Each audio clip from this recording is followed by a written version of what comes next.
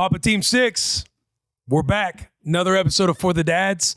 You're probably looking at my head right now wondering what's going on. I'm sure we do have a lot of people who tune in, maybe listen, maybe watch the podcast. I know a lot of PT sickos are sitting there with their wife right now. Their wife probably has no clue what they're looking at. They're, oh man, the dad, he might be chuckling to himself because he knows what's going down. Yeah. I lost a bet. Michigan versus Nebraska. Yeah. With my boy Taylor Lewan. He's also my co-host on Bussin with the Boys. Lost a bet. You did. I lost a bet, so that's why you're seeing this shining bald head right now. Your boy had to go bald. I had to shave the face. I had to shave the top. This is my first time ever doing this. Very cold. It's a different feel. It's a different vibe. Let me know if you like it in the comments. I need some words of affirmation now. Please like it in the comments because he does look good. Thank you. He does look good. I hope you had a lot of fun consuming football over the weekend. I hope your trash is taken out. Your island is clean. The clutter is gone for your wife. This show is free for you on all platforms. All we ask in return is that you subscribe to our channel. Continue to engage with us. The engagement is unreal. I have some fun, a couple of fun stories from over the weekend with the PT sickos. And follow us on all channels. If you have a phone, yes. I need you to pick it up. I need you to go to Spotify. Make sure you are following. I need you to go to Apple Podcasts. Make sure you are following. I need you to go to, like, if you're rocking with us on YouTube on your phone, make sure you just one simple tap. Just touch the subscribe button. Our social media handle is @ForTheDadsPod across all channels: TikTok, Instagram, X, Amazon Music. Music. Go check out that one. That's that the one. one They got podcasts. They got podcasts. Google Play. They got podcasts. But yeah, man, this show is for fatherhood, for embracing fatherhood, the suck, the love, everything in between, the ups and downs, ebbs and flows. You're going to hear stories. You're going to hear about our wins, losses as dads, as husbands. Am I missing anything, Sherm? Will, for any new viewers that might be tuning in. Yeah, new viewers. First off, welcome. Secondly, maybe you got a bad haircut over the weekend. Maybe you lost a bet over the weekend. What is a great way that we could cover up that dough? With some new For the Dads merch. That's right. Nice. Big For the Dads merch drop this Wednesday. So when you're listening to this. This morning, if you're up early, if you're a true PT sicko, then it's probably 6 a.m., 5:30 a.m. for the real sickos. At 10 a.m. is the drop of, you've been asking for it, the black For the Dad hats. We also have the black teddy bear hats if we want to kick it over to the producer, Cam. How we doing? Looking good. I love this hat. For all of the fellas out there that aren't dads yet and you feel like it's a little bit of stolen valor, this hat right here with the teddy bear, let me see if I can get it without it focusing in, is an absolute sick hat. I wore it out both nights this weekend. Got a lot of compliments. You did. It's a real runaway hit. It is. He looked good at Jill's party. He wore that hat to Jill's party and looked sick. I'm excited to hear about this party a little bit. But you get all this new merch. Again, you're probably listening to this at 6 a.m. You're probably doing a morning feed. Yep. You're probably getting the kids ready, trying to get them out the door before you go into work. Maybe make some breakfast for the family, get the trash taken out, whatever it is. Just know at 10 a.m. Wednesday morning, BWTB.com, massive drop. We got how many shirts? We'll have, rumors are swirling on the other side, I believe 3 shirts. Ooh. I believe this hat, I believe the Sherman hat, and a visor of the bear. Some hoodie, I believe, a hat, I believe. I mean, G showed me an image of it. It's an overwhelmingly positive amount of gear coming. Ooh. Let's go. Papa Team 6 is going to show out too. Don't forget our first iteration of the Papa Team 6 shirts. Do not forget about that. They're still in the stores, but if you really want to, if you're part of this crew, if you're part of this army, you go get some merch at bwtb.com. Where shall we start? You want to? Do we need to talk about? Do I need to address anything about that anymore? To me, this is what fatherhood looks like. You ain't a true dad unless you get a shaved head. Hey, here's the deal. You look tough. I think if there's one thing that could be said where it's not like, oh, Sherman's just being nice to Will, of like, oh, you look good with it shaved, Will, which I do think you look good. You look tough. It's the A-gap cut. You look like you're in the league again. Like I'm seeing it again. I had an athletic director shoot me a message saying, that's who told me I look 21. I was trying to figure out. Somebody texted me and told me I look 21. An AD not going to say which school it was. I'm sure you guys can figure it out. You look 21. You got some more eligibility. You left. do. Do you mind for the viewers throwing on the teddy bear hat kind of high up on the head? You look like a first round draft pick when you wear the Just like a.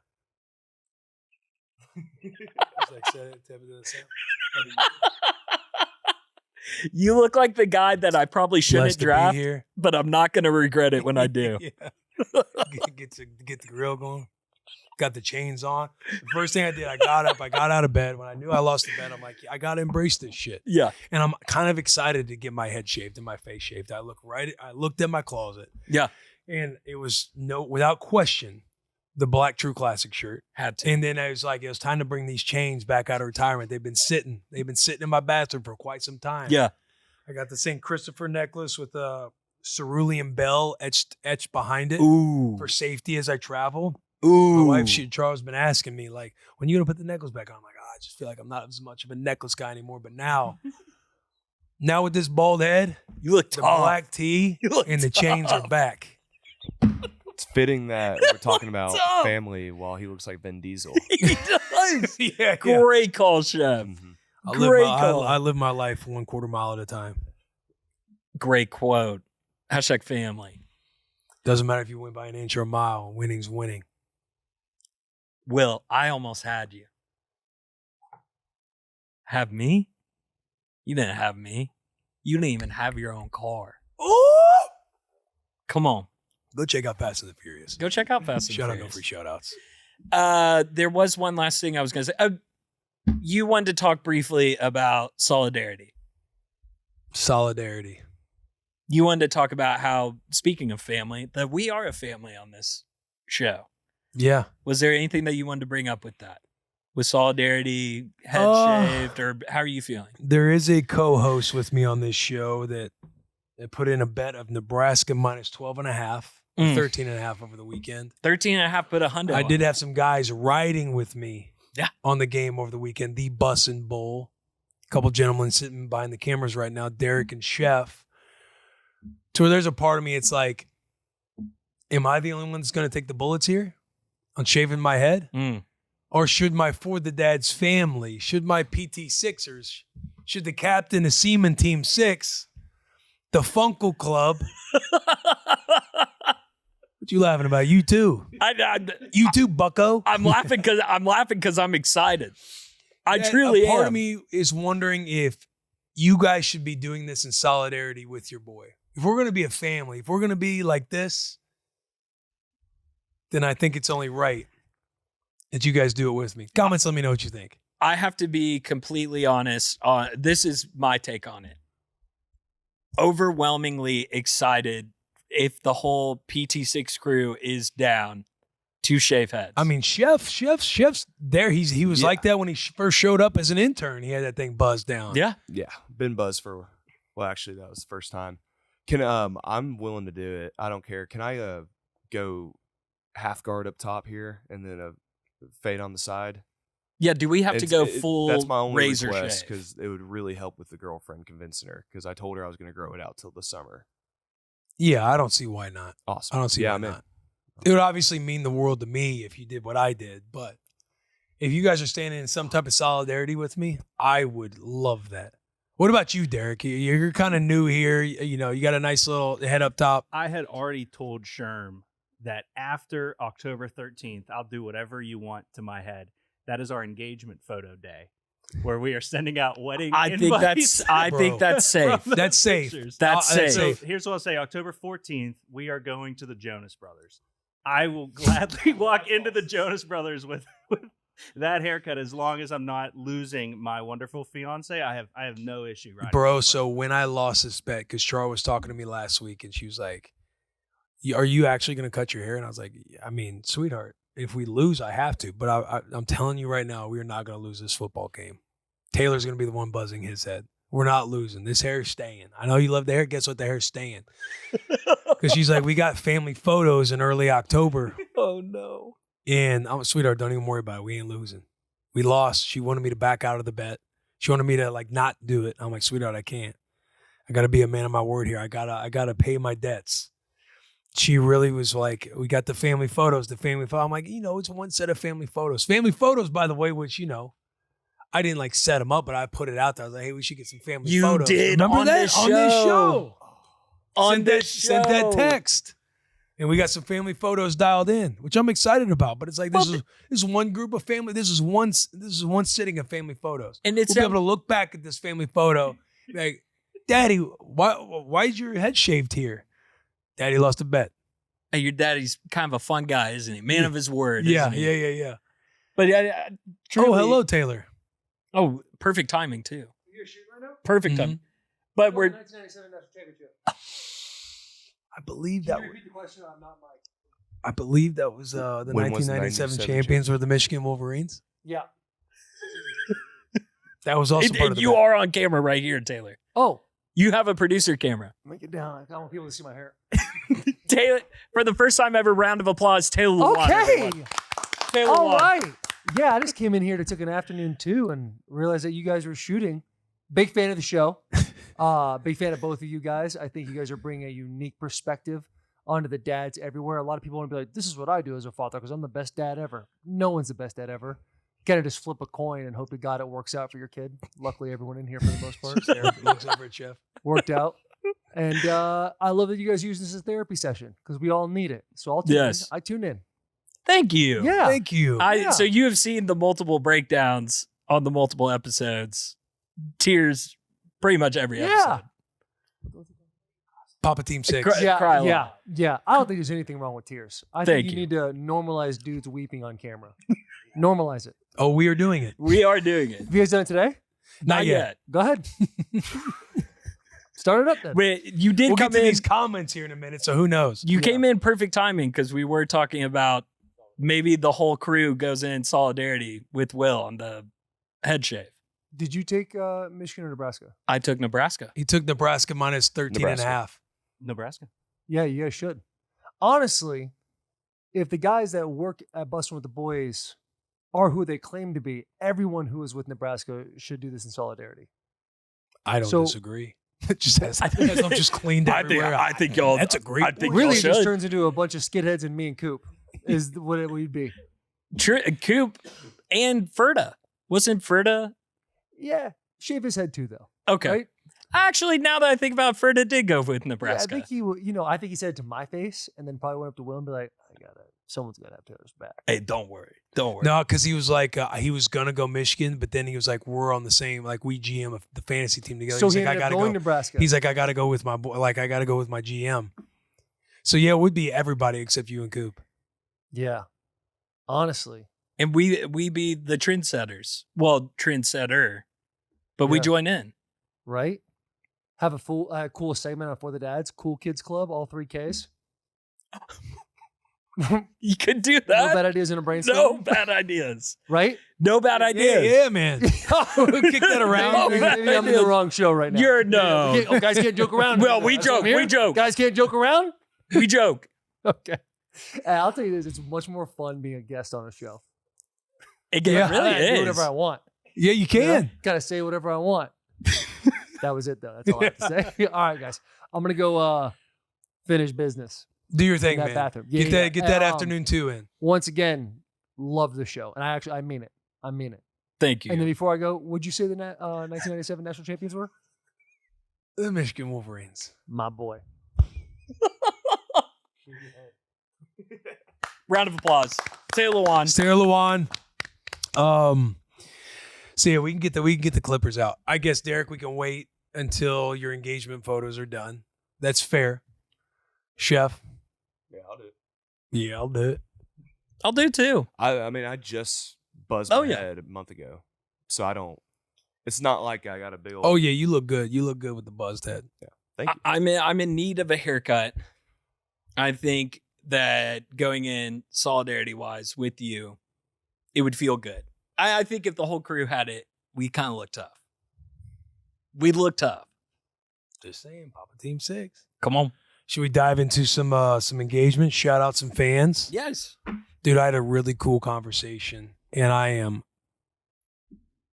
so sorry that I'm forgetting his name. But this couple I was talking to when we were doing that CBS show on Saturday morning over down in the Haymarket area. Oh yeah, Pulls me aside over by the fence, and he's honestly just talking to me about For the Dads and how much he loves it. And his wife was sitting there being like, yeah, we tune in every week. And he doesn't even want to talk Husker football. He just wants to talk about how much he loved For the Dads and Papa Team 6. And it was getting to a point, I said, buddy, look, it's going to be like we're reading these comments or reading these stories. Like you're starting to get water in my eyes by how much you could tell he was wanting just to let me know how much he loved the show and how much it's like influenced him and stuff like that. But it was, because he was talking about how he had lost his job. And within a couple weeks, he got a job, and then they were due like 2 weeks later or something like that. So he only had like 2 weeks of paternity leave, and how hard it was like on them and everything else because dad's like going and doing this job and kind of sacrificing the, just the stuff that they had to go through like while he was doing the whole work thing just to like, have a career, like have a job for himself and provide and everything like that. Like, hey, he gets a job, and then 2 weeks later it's like, hey, do I get some paternity leave to where he's not at the job? He felt like he had to go to said job. That's so hard. And he was giving me a full breakdown, but it was awesome. We had a few other conversations. PT6 is out there. And just want to say thank you to everybody who engages with us. I feel like the comments I get about For the Dads and Papa Team 6, they warm the heart the most. They do. But if you want to be featured on the show, we do comments. So if you leave comments on YouTube, ideally within the first 48 hours of dropping, that's when the guys kind of go through the comments and go through everything for the potential next week's show, because we never know when we're going to film the next week's episode with everything else going on in our world. It could be Friday we film it, it could be over the weekend, could be Monday we film it. But to be featured on the show, you can leave comments, whether on social media or on YouTube. We see a lot of YouTube comments that we kind of dive into. And then also 601 The Dads, our hotline. You can call and drop a voicemail, and we will play it, and you'll be featured on the show. But this first one comes to us from Andrew Fox on YouTube. Papa Fox, PT6 from Sussex County, Delaware, checking in. Happy father of two beautiful children, 2.5-year-old daughter and month-old baby boy. Love the pod. Look forward to it every week. Shouting out the whole pod. I'm a teacher and a high school lacrosse coach of 10 years. Do we want merch? You can shoot us some merch. We would love that. Kids are my life. My students and my players are my kids, basically. So obviously being a dad is the best thing in the whole world. I love my children and I love the girl dad culture, but been taking some hard times with my daughter as we're transitioning to having another child in the house. The tantrums, the fight back, the regressions have really put me in a feeling of being a bad dad while also keeping my emotions in check and showing love to my newborn son. The question is, Will, how did you do that when you had Scottzilla? How was Rue? I think that's how you spelled it, my math teacher brain. What were some of the things that seemed to work or didn't work? Finally, while I've been going through this, the pod has helped reminding me that this too will pass and that everything will be better. Thank you. Andrew, appreciate the question, my friend. I would say what worked for us, and I've kind of given a couple of these dad hacks in the past episodes, but one thing that we did coming out of the hospital is introducing Rue to Scotty while Scotty wasn't in mom's arms, because, I was just seeing this stuff on Instagram, that when your kid is like walking in to check on mom and they see the newborn in mom's hands, it's like the first one, you are their world, they are your world, and they see you holding a different world and you're introducing them. So one thing we did do was have somebody else holding Scotty when Rue came in to check on mom and see mom and everything else. Obviously that's past for you, but a couple good pieces of it, your dad hacks, tips, whatever you want to call them, is we got Rue a gift from Scotty.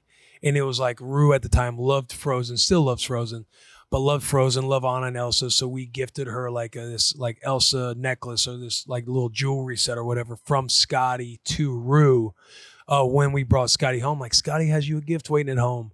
Another dad hack I would tell you is something that we tried intentionally and consciously doing, because it's very hard when you got two kiddos and your older one, your first one, they want to play or they want to do stuff.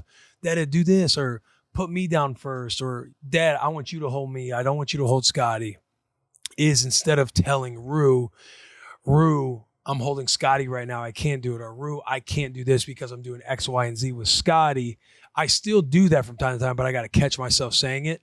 And I just, instead, I'll tell Rue, okay, Daddy can do that. And then I will look at Scotty and say, Scotty, whenever I'm done holding you, I got to pick up your sister Rue. Because the little one, they have no clue what's going on. Yeah. But almost, if your older one, your first one is telling you something and say you can do it, but you just can't at the moment. Or you will later, but you can't at the moment. Instead of like telling them, I can't do X, Y, and Z because my responsibility is with your younger sister right now. You need to understand that my hands are full and Dad is trying, but I got to tend to your younger sister right now. It would be more so I tell her yes, I nod my head, we'll be able to do this. Hang on, let me just tell Scotty something really quick. So then I'll tell Scotty whatever I got to do with her and say, but when I'm done, I have to play with your sister. So that way Rue is hearing me say that. Then it allows me to then look at Rue and say, did you hear what I told Scotty? I just said, let me change your diaper. Let me get you into your outfit. But the moment I'm done, I'm going to play with Rue. And then I'll look at Rue. I'll be like, just give Dad these couple minutes. I'll knock it out quick. And then we'll start playing. So those are like a couple little hacks and a couple little tips. That's the only experience I have. Rue does get jealous and stuff at times with Scotty. But Rue's honestly, she's been a pretty good big sister for the most part. And I do feel a lot of it has to do with like making them feel included in the conversation of whatever you're doing responsibility wise with the younger one. It's just more so look at them, say everything you're going to do to them while the older one hears you. That way they feel part of this solution, the problem solving that's taking place. So that's what I'd say. Those have been two of my favorite dad hacks that you've actually shared on this show. And it was Stephen Shea that gave you the Stephen gift. Shea, yeah. Shout out Stephen Shea. He gave me the gift idea whenever you were bringing the newborn home. Tell the older one. Genius. Yeah, hey, Scotty got you a gift when we get home. She's so excited to be your sister. She's so excited to be your sister. And just kind of sets it up for success. Oh. But it's just like little things like that because it does happen. It does get hard. You're juggling a lot of things when you have multiple kids. And you get caught up, being a little too impatient, or maybe you're a little run down from the day and, wearing all the different hats, being husband, being, employee, being dad to one, being dad to two.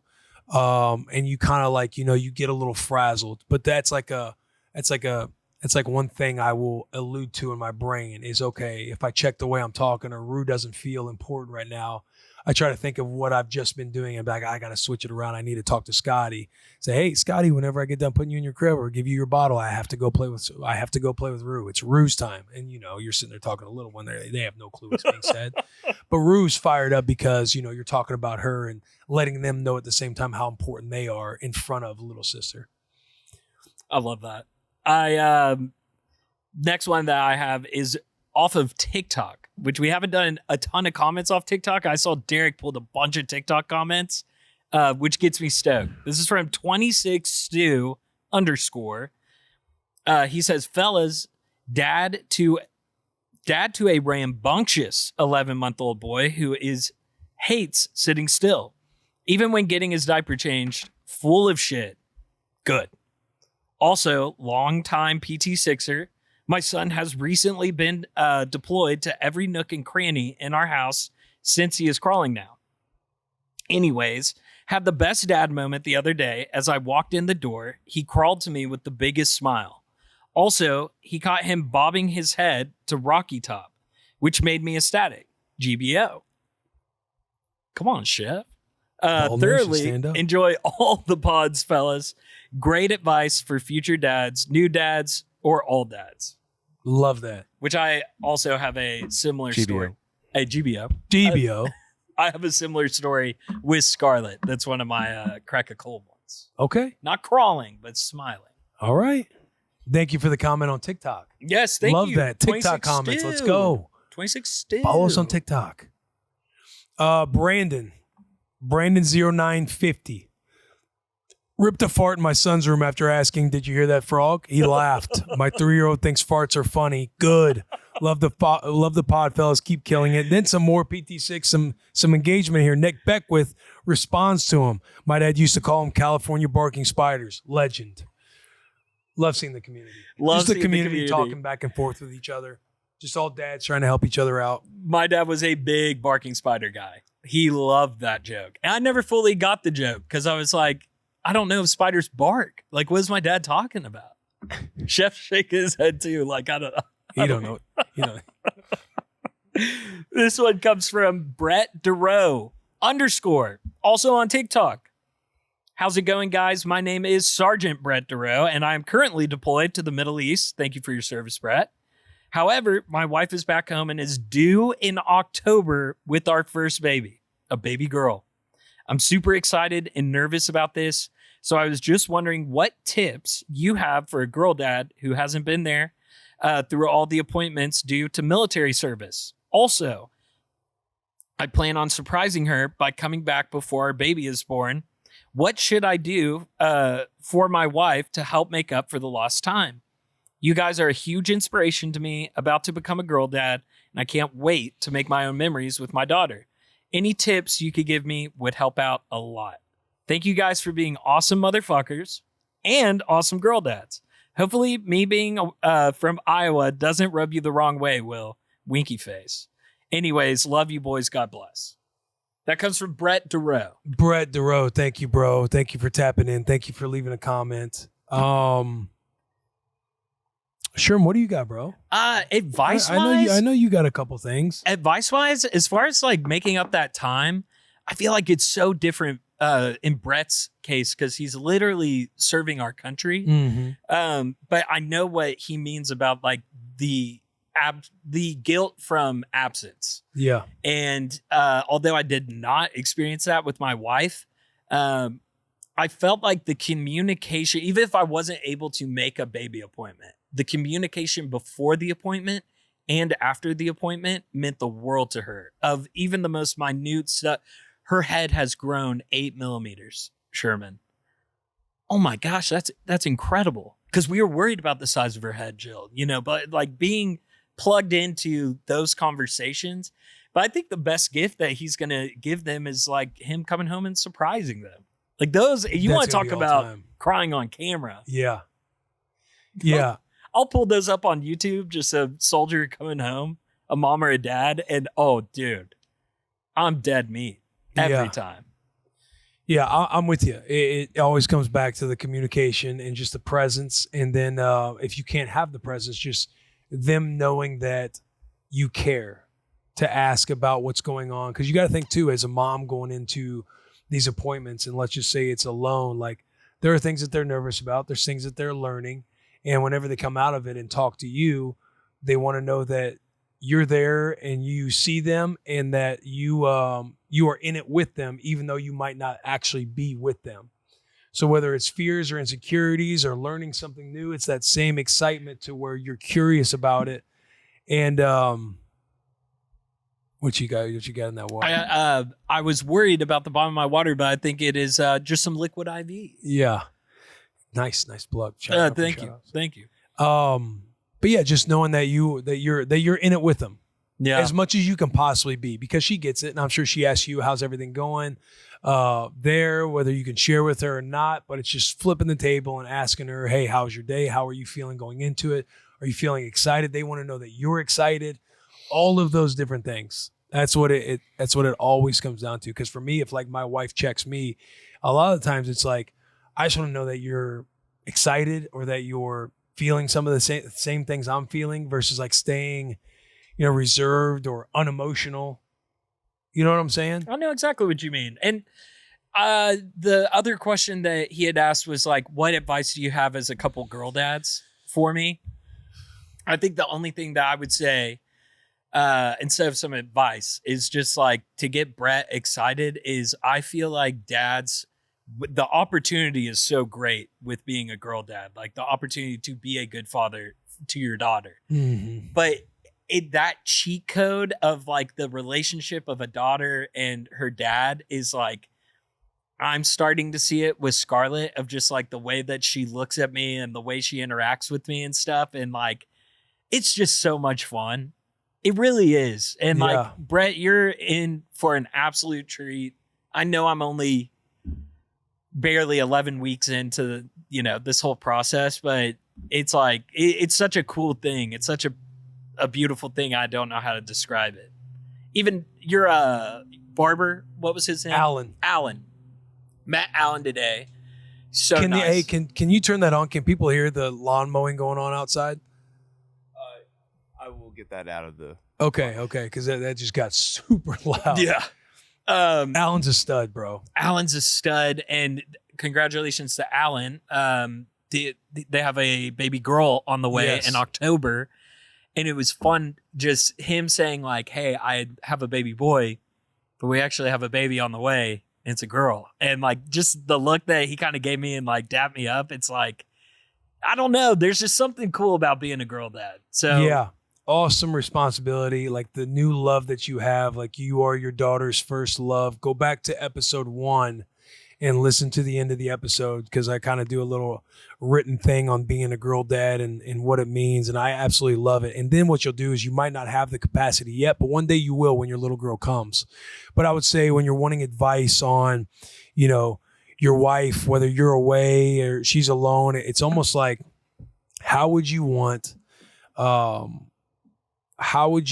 your daughter to be treated if she was with somebody who is either overseas in the military or is absent?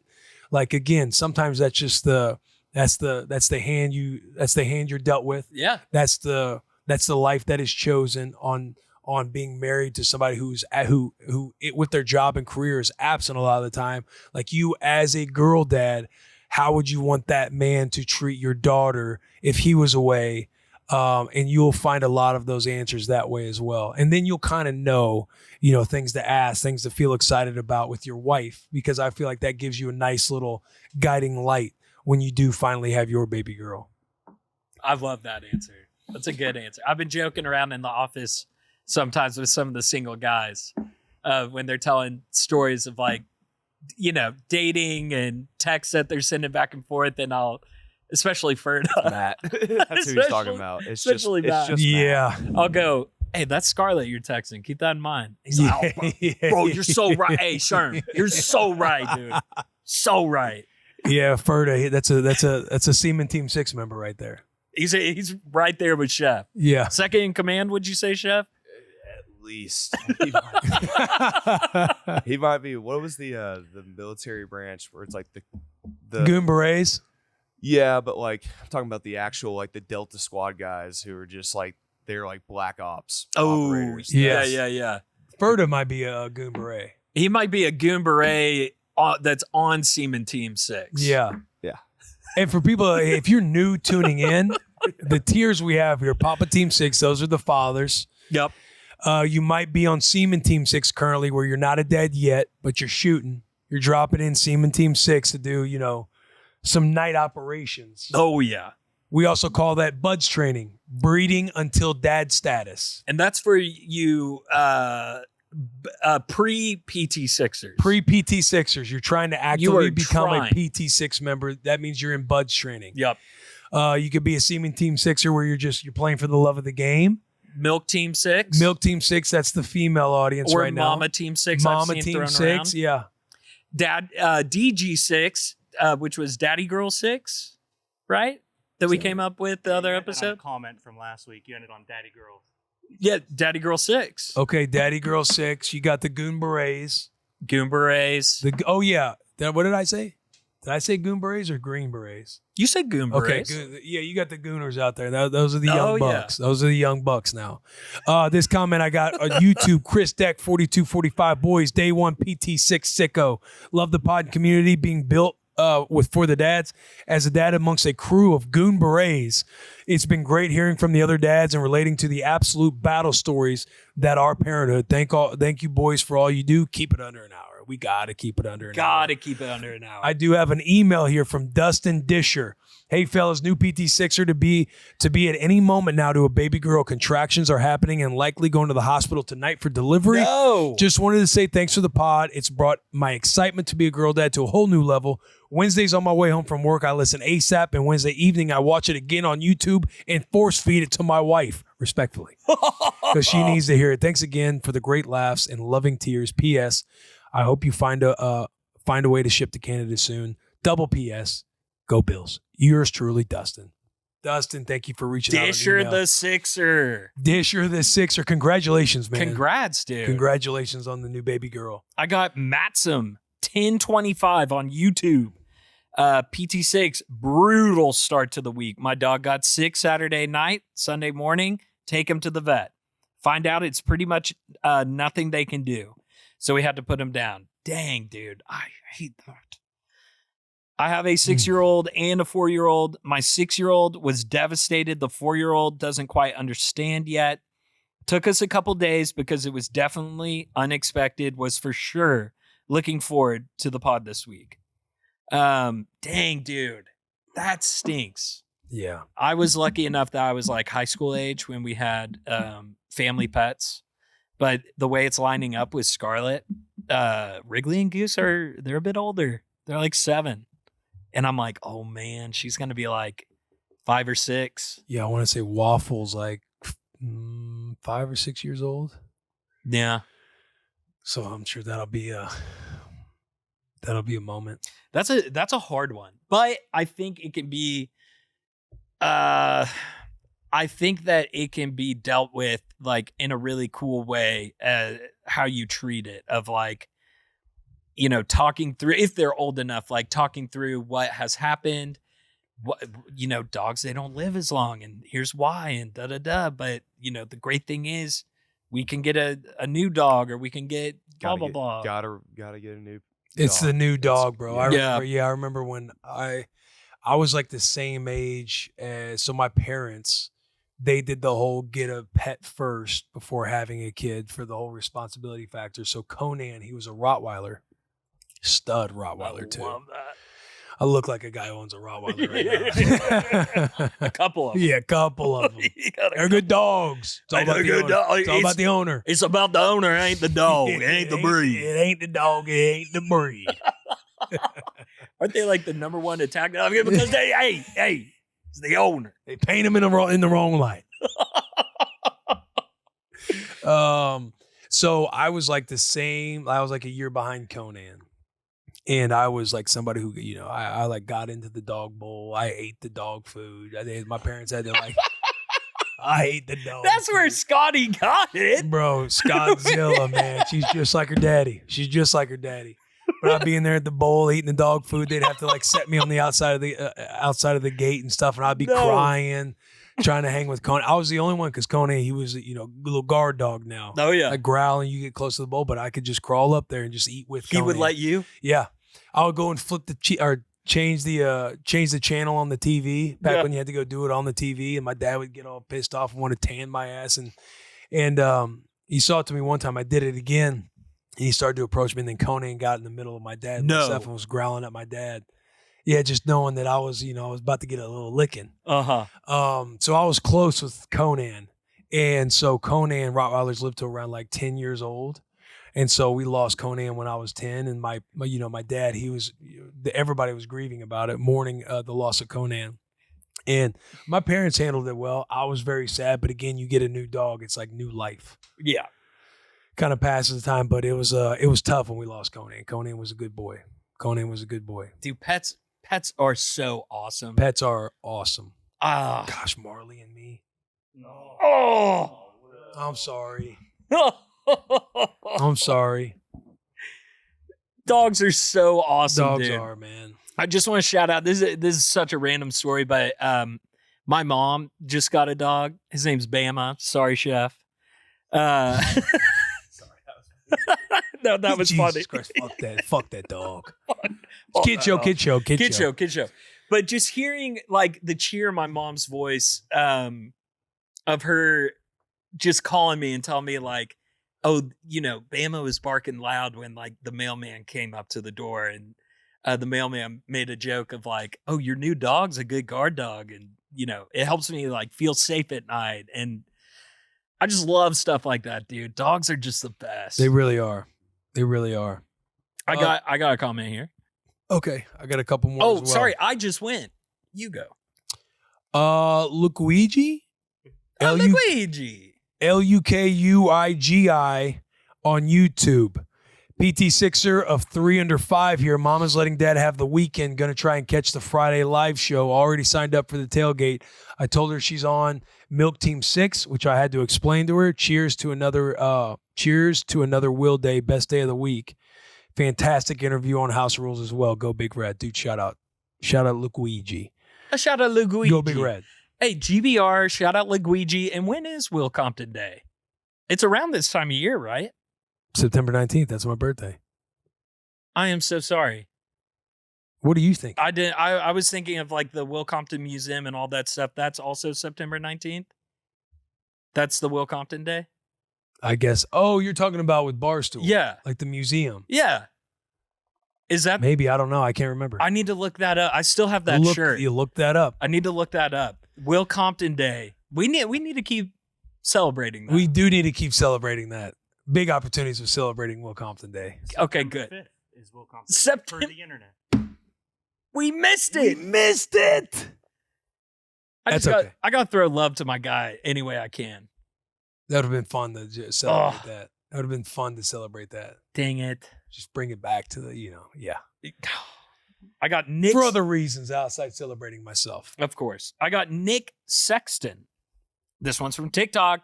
What's going on, boys? I really enjoy your show and the way you share your experiences so openly. I'm reaching out because I'd love to hear your advice on something personal. My partner and I are expecting our first baby, and I was wondering how you both felt when your first child was on the way.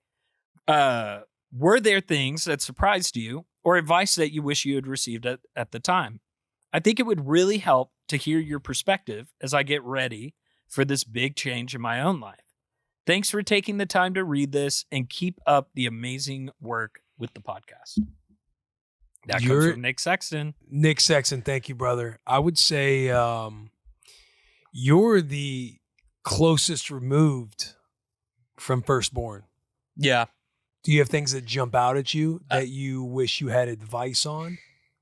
Because Scarlett is what, 10 weeks? 10 weeks going, really 11. We'll call it 11. Okay. Yeah, the piece of advice that I would say is that any little thing, I know for any listener that has listened to every episode, I am sorry if I sound like a broken record, but I do think this is, if I had a book or like a quote that you could quote me on for being a good dad in those first couple months, all the little things are big things. So if you remember to wash that bottle after you fed, wife will notice that and wife will appreciate it. If you remember to put you went into the baby's room because now you have a whole nother load of laundry you got to do that you weren't used to. Go in there and get the kids' laundry without, even telling the wife and go run that laundry.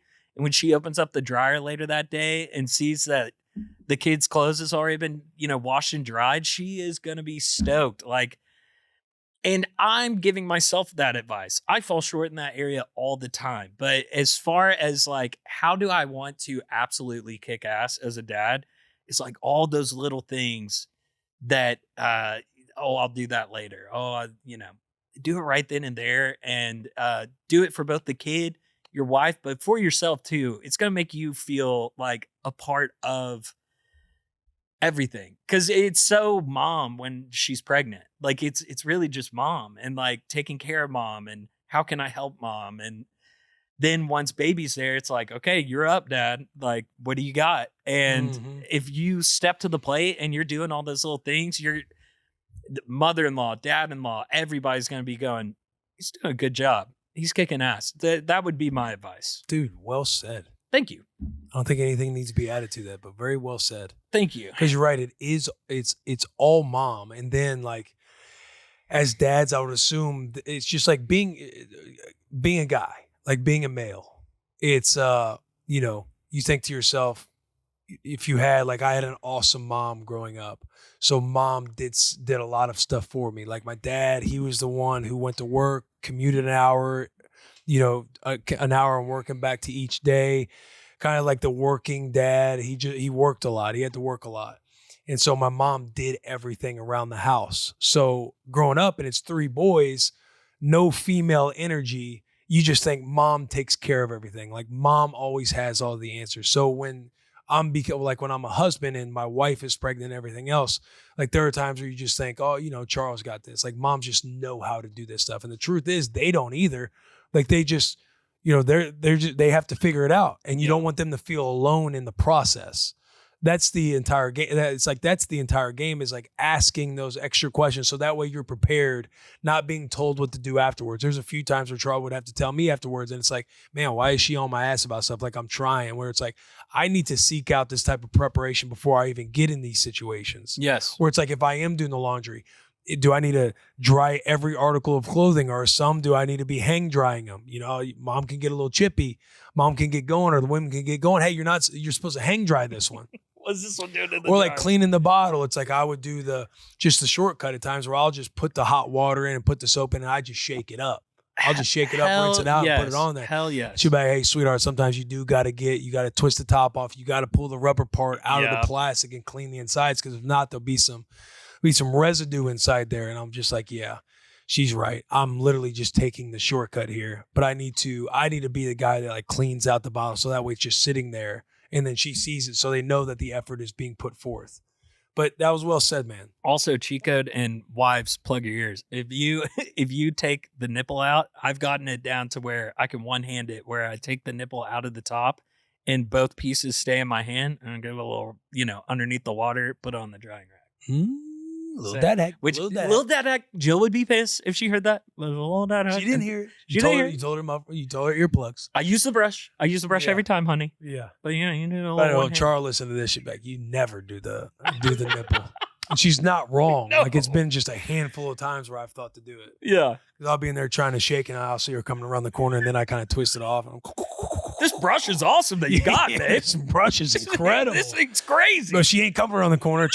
Yeah, there we go. She'll be all right. I would still drink it. I legitimately love using this brush. Like, this is crazy. I love this shit. I will say not a dad win, but like those moments of when you're doing all those small things and you are operating independently of your wife on preparing for the baby to go to outside time, getting the diaper bag ready, washing bottles, making bottles, you'll get into a rhythm where like you're like, dude, I do have this, to where Jill and I wanted to do a birthday dinner, just her and I, on Thursday.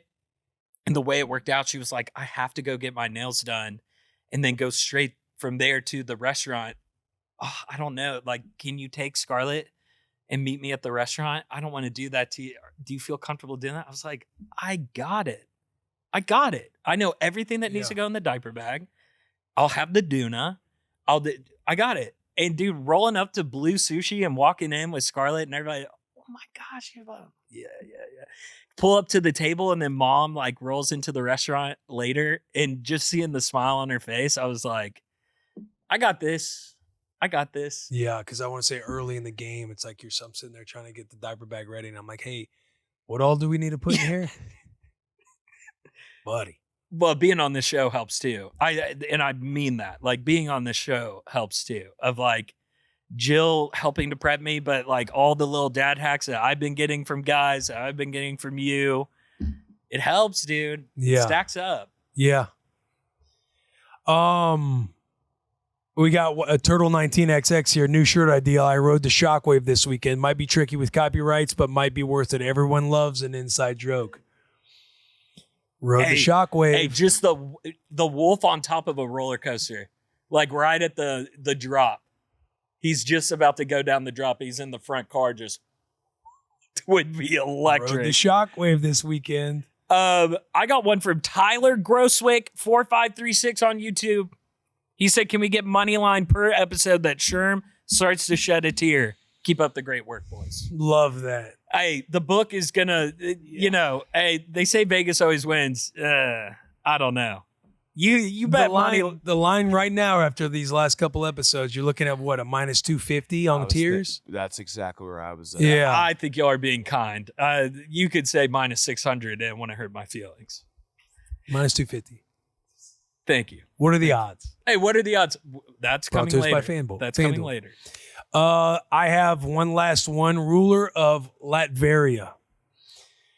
PT6 here. Y'all are the best. So I have two boys, 2 and 5-year-old. My 2-year-old with my 2-year-old with the last week has randomly become afraid of monkeys. Wife and I don't know where he got it from, but it's taken an extra hour to get him to bed, trying to assure him no monkeys are in the house. Good. Fuck. Yes. Yesterday, the wife tells me to let him watch Toy Story 3. He hadn't seen it yet. Well, near the end, he comes running and screaming because there's a mean monkey Oh no! toward the end of the movie. Good. And now today, she sends a text at nap time, and now he's even afraid of nap time. Good. Laugh out loud. Y'all are awesome. Keep it up. I have a hack for this. Go ahead. I was very afraid of monsters under my bed and in my closet. My brother was actually the one that coined this, so shout out Jordan. Aerosol deodorant, something safe to spray. You could do some sunscreen. It's monkey spray, dude. And go spray down everything in the house and take little guy. It was a son, right? Yeah. Yeah, take little guy with you and just go spray everything down. And just be like, it's monkey spray. Right. I love that idea, by the way. Maybe a lot of fragrance in the house. Maybe your wife won't like that idea, but maybe she'll love it. Another little one would be like stickers that say like monkeys are terrified of these stickers. And you put the sticker on the crib, you put it at the door, you put it wherever a little man wants to put it. So that way he knows monkeys are terrified of these stickers. It like keeps them away. It scares them off. And a great way to segue your son into fandom of whatever your favorite sports team is, buy just a bunch of stickers of said sports team. Now we're cooking. Hey, there is nothing that scares a monkey away like a Baylor bear. Are you kidding me? Yeah, or Nebraska Cornhusker. You throw this in anywhere. You know what that N also stands for? No monkeys. No monkeys. That's an N right there, a red one. They're scared of the color red. No monkeys. And you just put that everywhere, dude, and then your kid's going to love Nebraska. Yeah. Those are great. Those are great little, hey, good dad hats. Hey, we're good at this. We're pretty good at this. Okay, nice. I will fly through these. These are my last two. I'll go back to back, and if there's anything, gotta keep it under an hour. Gotta keep it under an hour. So please. KJ_Kitchens on YouTube says PT Sicko. He did the PT6 Icko. Here, listen to the pod since the days in the gravel lot with no AC. A true tier one. Asking how many Matt Neelys would it take to take down Daddy Lewan? Lifelong Titans fan, boy dad of 2 years, and deploying for second mission due May 2026. Congratulations. DM Sherman last week about his dad loss. He voice messaged me back. Lost my shit. Made the wife listen. And I've told basically anyone that would listen, I'm obsessed with the show. I'm obsessed with all of you boys. I only live an hour from the shop, so let me know if you want a psycho on the pod. Shout out Willie C for operating with the wife gone. Love you all. Pepanonis. P.S. Wolf emoji. Deke Derek should be the name. Big Deke Derek should be the name. Big Deke Derek should be the name. Also, send a voice message to KJ, as he said. I'm starting to try to do that more. I love that. I think it's fun. But I had a friend that you actually met that came by the office, Oaks, that was close friends with Matt Neely. And that was my message back to him. I said that my friend Oaks is also one of the reasons that I'm here today working for you guys. So I thought that was a cool little Matt Neely working his way through. So yeah, shout and out. For those who are curious about Matt Neely was one of our first, he was our first social media guy. One of the first guys that worked with us on the bus, and he suddenly passed away in that first year in October. And so Matt Neely is huge. There's huge lore around Matt Neely and his super fandom with the Titans, and then being very pivotal with Bussin' with the Boys in its very early stages in our first year. So that's paying homage to Matt Neely. It would take 7 Matt Neelys to take down a Taylor Lewan. It would take 7? 7. He was bigger than me. Yeah, you got to think, one on each limb of Taylor. How many 4, how many Sherms? One for the head, 1 for the piece. And then, that's 6, and then just 7 because Taylor's number is 77. Yeah, that's true. That's true. Last one, we got Mason Clay Donaldson, 21. New to the PT6 squad, but dad of a 2.5-year-old daughter and a 3-day-old son. Congratulations, Mason. Writing this comment as I rock my son at midnight, listening to the pod while I let the wifey sleep to get some rest. Just wanted to say that this podcast has inspired me to be more intentional and present to both my 2-year-old and my newborn. Good stuff, fellas. Look forward to hearing more stories, advice, and lessons. Keep it up. PT6er out. Thank you, brother. Thank you, Mason. Yes. I love that we made the trailer with that in mind, like the launch trailer for this show, with somebody listening to it in the wee hours of the morning. Yeah. And then you have it right there. I know. Thank you, Mason. That's so sick. Should we get to some crack a cold one? Dad losses, some Yes. ups and downs. I have a Yes. crack a cold one. My crack a cold one this week goes to Scotty Jolie, Scottzilla. Scottzilla, as you all know her. She's standing for like 10 seconds at a time, bro. Yes. Yesterday I was like, well, I was watching the games and I just scanned over and she's just standing up next to me and got her hands in the air looking at me. I was like, hang on, let daddy take a video real quick. Got a little video over I can plug to you guys so you can show it on the screen. But Scottzilla's standing a little bit now. Scotty is going to be a problem in the best way. Yeah. God, I love over her so under on much. how many days of her walking? I think she walks before she turns 1. I do. She's 10 months right now. Yeah. You'll learn. It's not like it just happens once they start standing. Yeah. But I think she'll start walking before she turns 1. I bet she starts walking. Wait, you said 10 months, like on the dot, right? She's 10 months. She was 10 months, 12 days ago. So here in 3 weeks, you think she'll be walking? Probably 4. 4? Yeah, maybe. It's tough, man. Like, Rue did a really good job of, like, I would stand Rue, like, on my body like this, and she could, like, walk up my chest. Uh-huh. I felt like early into where she was, like, trying to walk and everything else. Scotty doesn't really, like, move her legs and walk a whole lot. Very sturdy. And you've seen her army crawling. Like, I've already made the comparison Michael Parsons on third down. Some are even saying Max depend. Crosby. Yeah. Some are saying Max Crosby as well. It'll just depend, man. You got to get her legs going. I think when I get home today, it's time to start putting in some work with her little walker. Because she was walking, she was like standing up against Rue's seat at the dinner table and having it, and it was kind of moving it, like walking and moving it. So I'll get her going. When does the head, like they're able to hold their head up? Because Scarlett's almost there, I feel like. Is that like 3 question? months? You want to research that? Like 3 or 4 months? What was the exact question? Where Like, their head gets sturdy and you can kind of maybe start tossing them up in the air and stuff. you start rolling them around. Start like, hey, you wrestling that away. Yeah, 6 months. 6 months? 6 months. Oh, You start really? tossing them around 6 months. Okay, because she's, 2 and some change on months, and like I'm seeing her lifting her head and keeping it up. When I'm putting her on my chest, she's keeping this right here. I'm like, oh my God. So she's holding her head pretty sturdy. Very sturdy. Could you toss her up? I've done some lifts. I have done some lifts. Yeah. And You got to she feel it loves out. You got to like start here and then just kind of go up a little fast and her head kind of drops down. Well, and That's how I kind of know with Scotty. Like I'd go, hey, and she's like, all right, maybe a little too soon. Maybe a little too soon to toss you in the air.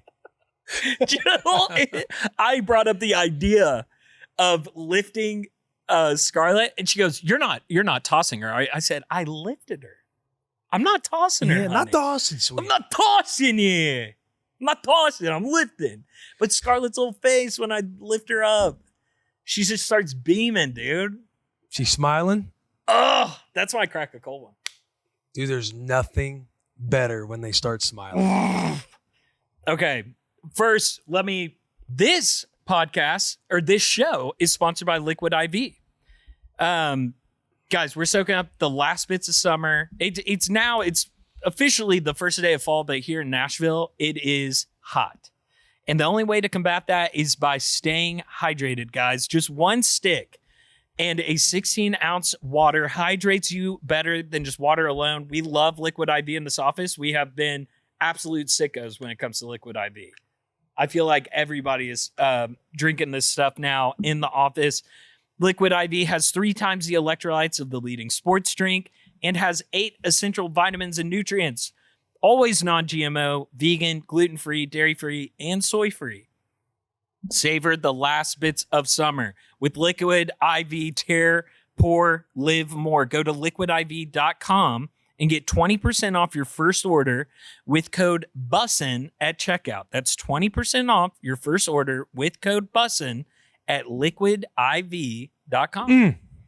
My crack a cold one. And I have a photo here. I will send it to Chef and Derek so we can have it on the podcast. But this happened 2 weeks ago. I was FaceTiming my dad. Of all moments for Scarlett to have her very first smile with me. She was on the changing table. I was FaceTiming Dad, and my dad took this screenshot right here. Oh, that is awesome, bro. I mean, look at that. Voice kind of went out right there. Woo! And I have my boys hat on. That's the best part. I'm wearing the boys hat. Bro. Oh, dude. And she just loves the changing table. And I was going, do you love your dad-as? Do you love your dad-as? And I'm kind of doing this with her hand. And she, the eyes start going up and she's making little noises and big smile. And my dad was totally silent. I was totally silent. We're both sitting there just like, oh my God, that was incredible. And you knew that it wasn't just like her randomly smiling. Like she was looking at me and was like smiling because I was in her face talking to her. It was good. It was really good. That juices me up for you guys. Thank you. Because smiling is just the best. And I feel like, too, when smiling starts happening, like for the mom, it's such a massive win. Because, again, these little minions, bro, what's it been, 10, 11 weeks? Yeah. It's like when they finally start smiling, you're getting something in return. Yeah. Right? Because your entire life is sacrificed for them when they're newborns. To where it's just eat, sleep, it's take. Mom's in postpartum and feeling all these emotions, all these things are going on in her body. For dads, it's like the stress of like being a good dad, being a good husband, all the things. And when the baby starts smiling, it's like it's all the take, and you're finally getting something in return now, which I feel like is such a big win. Yeah, as a parent, especially for the moms. Jill's been loving it. And she's been talking to Scarlett way more. We both have been talking to Scarlett way more. And just like in the mornings, how much Scarlett loves the mornings. And when it's both me and Jill over her, when we're both standing over her, oh my God. And she's looking at both of us and she's got a clean diaper on. Oh. And she's in a clean onesie and you can just see it all on her face. And just the biggest, now she's just a smile machine these last 2 weeks and a giggle machine. Like just making little like, like she wants to talk so bad and you're just like, oh, it's crazy, dude. They always talk, you have said this, that you're going to love her more and more and more, like as time goes on. The whole wait till they're this month. Wait till they're that, Yes, dude. And it's like, it truly is crazy just how much more. I told Jill, I just said, I'm in trouble. I'm in huge trouble. Yeah. Because I thought I loved Scarlett and I thought I knew how much I loved her, but keep enjoying it, man. Oh. My first instinct is like, just wait. But it's like, I know. Just keep doing your thing, bro. Yeah. It weirdly just gets better and better. Oh. And it's nothing that you're missing out on with me saying that. It's just, it gets better. Well, you just talking about Rue holding those teddy bears and being like, I thought I was going to sleep with you. Like I told that story to Jill. I said, imagine me in that situation. Yeah. We would be halfway to Dairy Queen getting some ice cream too. Yeah. And she's sleeping in the bed. Yeah. Oh my God. All right, let's take a potty break. Potty break. We'll see you after the potty break. Hey, we'll see you after the potty break. Like and subscribe. All right, this quick potty break is brought to us first by True Classic. Wife thinks I look good in these new shirts. Does she? Listen, you got a True Classic look right now. I got True Classic jeans on. I got True Classic tee on. I'm True Classic up top now. This is the look of a PT6er. Your wife will love it too. Yep. I haven't been home yet, but I know the wife's going to love you. Yep. Here's the cool part about True Classic. True Classic just launched a boys line for the boy dads out there that you can match. And honestly, it's way better than those awkward family photo outfits or cheesy pajamas. Speaking of family photos coming up, I do got some coming up. Come on. You get to show up together, feel comfortable, and actually look good doing it. And the crazy thing is, True Classic has already sold over 25 million shirts to more than 5 million customers. Repeat buyers. repeat buyers. With over 200,000 five-star reviews, I'm definitely not the only dad who's figured this out. You can find them at Amazon, Target, select Costco, and Sam's Club locations, or just head to trueclassic.com/forthedads. Trust me, grab one. You will thank me later. I promise you that. Yes. I promise you that. Also, hoodies. Their hoodies are super comfy. Rip. And the fall weather is coming up. Who are we also brought to by? We're also brought to us by, this podcast is brought to us by Wayfair. When you think game day, you might not think of Wayfair, but you should, because Wayfair is the best kept secret for incredible and affordable game day finds. Outdoor tailgating, they got coolers, they got grills, folding chairs, and patio heaters. Indoor game day, they got recliners, TV stands, coffee tables, entertainment centers. We did some digging on Wayfair's website, and we actually got this Nebraska Memorial Stadium Yes, sir. off of Wayfair. Also up here is a Baylor University, like cool rustic wooden looking sign. We got both of those off of Wayfair, so thank you, Wayfair, for gifting us with that gift card. There's something in every style for every home, no matter your space or budget. Wayfair makes it easy to tackle your home goals with room ideas and curated collections. Free and easy delivery, and that is true. And the stuff that we ordered came very quickly, I will mention. It was here like in 3 or 4 days. It was fast. Even on the big stuff, they have free delivery. No more huge delivery fees for furniture. Get sofas, dining tables, beds, desks, and more shipped for free. Find all your must-have furniture, decor, appliance, cookware, all in one convenient place. Wayfair is your trusted destination for all things game day. From coolers and grills to recliners and slow cookers, shop, save, and score today at wayfair.com. That's WAYFAIR.com. Wayfair, every style, every home. We are back from potty break and dad losses. I smell it. Do you By the smell? way, So when we were on potty break, I was a little toot slip. And right before we started recording, he goes, "Oh, that's a smelly boy." And I'm talking and breathing through my mouth. I am too. But it sounds like you have a dad loss. I got a couple. Oh, really? Couple dad losses. You know, on last week's episode, it was Charles going to come home and I'm going to pass the house test. It's going to be spotless, X, Y, and Z. Yes. It was.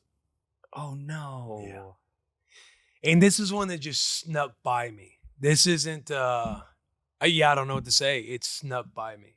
But we traveled to, that night on Wednesday, I flew to New York because we had ESPN the next day. Yes. I took off at 8:30. Charles ends up landing at 10 coming home. So we're 2 ships passing and I don't get to see each other. Great song, by the way. And it's like you want your wife just to come home to a clean house so that way they don't have to stress about anything going on. They can just unpack their stuff. They can just probably crawl in bed, get ready for bed, go hug the kiddos because I know she was excited to see them. But I get to my hotel probably like 12:30 in the morning. And then Charles sends me a photo of essential oils just spilled all over her nightstand. Was that you? It wasn't me. It was Rue. Oh, no. I hate pointing the finger at Rue. Yeah. But it was her. Because you know how she stayed with me those nights Oh, yes. when she was gone. And Yes. there was one night, so the essential oil sat there for like a couple days. Apparently it was like bubbling up on the wood and got all over her books and photos. Oh, no. Yeah. But what happened was when Rue was sleeping with me one of those nights, I go upstairs or I go and get something upstairs, whether it's a sleep machine or I had to get something upstairs and bring it back down for Rue being in the bedroom. When I came back downstairs, she was just telling me, she was like, Dad, had the lamp fell. And I picked it up and put it back like it's okay. And she must have knocked the lamp over. Yeah. But I'm sitting there and I'm just listening to her story and she's like, I knocked the lamp over, but I picked it up. It's okay. I picked it up. It's not broken. And I look at the lamp, and it seems like it's right up in the right spot where it was. And I just look at it, and I go, oh, great job, sweetheart. That's awesome. And then I go on to like brush my teeth and get ready for bed. I didn't check the nightstand. Yeah. I look at the lamp. I'm like, yeah, it seems like nothing's wrong with it. And if it fell and she put it back up, like that's low key awesome. Like great work, kiddo. So I don't even check the nightstand, but apparently it knocked over the essential oils. The essential oil was everywhere on her nightstand. And Charles was like, you just didn't want to check. You didn't just care to check the other stuff that's sitting on the nightstand if the lamp fell over. I'm like, dude, I was moving and grooving. She kind of told me this story, and I looked at the lamp, and it seemed like it was just fine. Rue reached up and turned it on. It worked. So I was like, oh, great job. Gave her a pat on the ass and kept it moving. So that was one dad loss. There's also nothing worse than just getting a picture of said thing. Because I've been on that side of it too. Yeah. You just get a picture. Were there any words with it? Was it just a picture? It was what happened here. Yeah, or it yeah, was, yeah, I forget yeah, what yeah. the breakdown was. But yeah, dude. And it bummed me out just because I know the effort I was putting in, and I was exhausted when I was in New York. I was like, all right, let's try to close my eyes and get some sleep. We slept like 4 hours before we had to wake up for ESPN the next morning. Yeah. And but yeah, that's one dad loss. I have a second one. So when we went to the Husker game last weekend and flew out on Friday. Yeah. I forget. Oh, yeah, it was my birthday. So we went out to Benji's Bagels. We had a great little family morning. And then Charo had to go do something for bar 3. So I took both the kiddos. I went and dropped Rue off at school. And then I went and dropped Rue off at school. And then I had Scotty, and I just had to take Scotty home to see Audrey. And but what I forgot to do, I drove to the airport. And then obviously took off. And then I get a couple texts from Charo like, you left the base. left the base. Oh. Left the base in my truck. Oh. And you only have one set of keys? I did have a spare, and I told her, I'm like, hey, because our nanny, she has a base too. So I think she got linked up with Audrey to get the second base. Because we have a base in every car for Rue. We only have 2 bases for Scotty, and one's with the nanny and one is with Charo. Is she doing a Doona? Yes. Okay. Yes. The Doona, like where you just click it in. Is that what you're talking about? And then you just, the car seat, you click it up in there. Whole Which, thing by the comes way, out. that's survival kit right there. That's you get a Doona. I know we've said that one before. We have new viewers. We have new listeners. You want to add to your survival kit bag, it is rock with the Doona. Super easy. Seamless with the car seat. Oh, yeah. But I left. I didn't get out the car. I didn't get out the base. Oh. So Charles was rocking without a base until she got linked up with Audrey. And then I didn't take the backpack out of the truck. Oh, the diaper bag? The diaper bag. Oh. The diaper bag backpack. I just did that if it makes you feel better. I just did that last week. When Jill came up to the office, diaper bag was in my car. She had to come up to the office and come grab the diaper bag. Yeah. I'm So right when she there told with me you. about it, she was like, did you happen to put the diaper bag anywhere? Because she couldn't find it. And she's like, not trying to say, hey, did you left the backpack too? But hey, did you happen to? She was being sweet about it. Yeah. And I was like, that's in the truck. That's in the truck too. But sweetheart, it's my birthday. But hey, it's my birthday, and P.S. I love you and I prioritize you a lot. Yeah. That's when I told her, I was like, I do have a spare if you wanted to drive over to the truck and get all these things. Yeah. So another dad loss. She just did have just fleeting brain, man. I know. Sometimes we just don't think. Well, I was bragging before about the birthday dinner that I took Scarlett to all by myself. I left the diaper bag in my car. That was from the same thing. So with the win came a loss as well. Yeah. But we got through it. Charo had very kind words for you on her birthday post, by the way. She did. I don't usually read the captions that say show more, but I was invested. Yeah. I clicked on it. I was like, hey, that's a good read. That's a good, for you. I was like, I bet Will, that was a good read. She's a good little writer too. She is. Like Charo is big. My wife is big on cards. Love written word. Yeah. Writing on a card. Yep. Like that's the biggest thing, whether it's birthday, whatever it is. She's a big card person. that to her is like that's like a love language for her. Did that kind of spark your interest in writing? Yes and no. Almost like I know I have to put in effort. Yeah. Like again, whether it's birthday, like I could not have a gift, but if I have a handwritten card, that's the moneymaker right there. Because you have ability, I think, in writing as well. Thank you. Like the stuff that you've written for the show, but also like when you write down your thoughts and stuff, it's very succinct. Some Barstool blogs in the past. Yeah. Once a year. I was good for a blog once a year. And all the time, it's like I want to challenge myself more to write. It's just doing it, man. Yeah. It really is just doing it. And it is, it's such a lost art form. I feel like with kids, they now in public schools in Texas, cursive is no longer mandatory. Yeah. And that breaks my heart. And with ChatGPT now, writing's just going to get worse. Yeah. Or better. I have no, Charles hates ChatGPT for that reason of writing. Yeah. Because she enjoys, like she's reading this book. I want to say it's like Onyx Storm or something like that. Yeah, you were talking about this. Charles a huge reader. Huge reader. It's a fantasy. Yeah, she can run through books, bro. It is crazy. And so she appreciates writing, reading, storytelling. Yeah. Yeah. So also like with her nice little Instagram post, she had a nice little card for me written. The whole thing was covered. That's so well done. Shout out Charo. Yeah.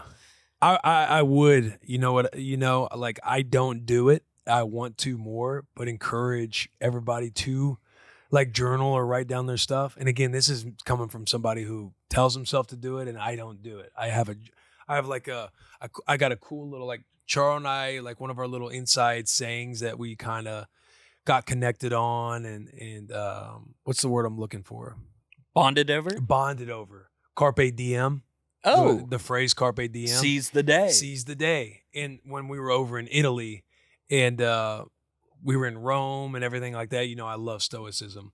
But there were these like journals, these like diary journals, whatever, in like those little gift stores. And there was one like leather bound one that had carpe diem etched in the front. So I had like gotten that one with the intention to write in it and my thoughts, philosophies, whatever it is. Write about the kids, life. And I only have about 2 pages of it written. That was when we went to Italy a few years ago. So again, I'm encouraging everybody to do it because I truly think it's like, you'll get to this point, but thinking of all the times back when Rue was little or with Scotty being little right now, like Rue still is little, but all the moments I wish I would just have like journaled down and written down because you think you're going to remember, but you just don't. Yeah. That's why I'm huge into like take as many videos and photos as you can. Because there are already some things that I'm forgetting about or I got to remember. Or if like Scotty's at a certain age, I'm like, man, where was Rue during this time? And I'm just like, God damn it, Will, if you would just write this shit down, man. I need to get better at that too. I have to brag on myself, a really good visual and auditory memory with like, I often have friends be like, dude, how do you remember that movie line like verbatim? Like I'm able to retain stuff very well.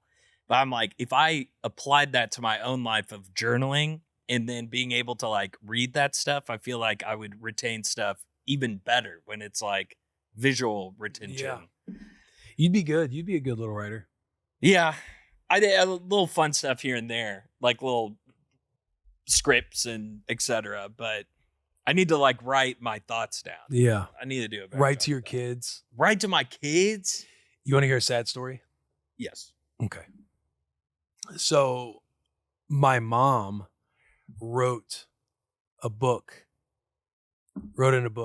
There were 3 that she had intentions of writing books for. Dude, you're kidding. Like, I guess life, I can't tell you what's in there because I haven't read it yet. My dad finds these books after my mom had passed. Yeah. And was like going through stuff. And the next year, like my mom passed away in December. It was like December 19th, 20th, 21st, like one of those days.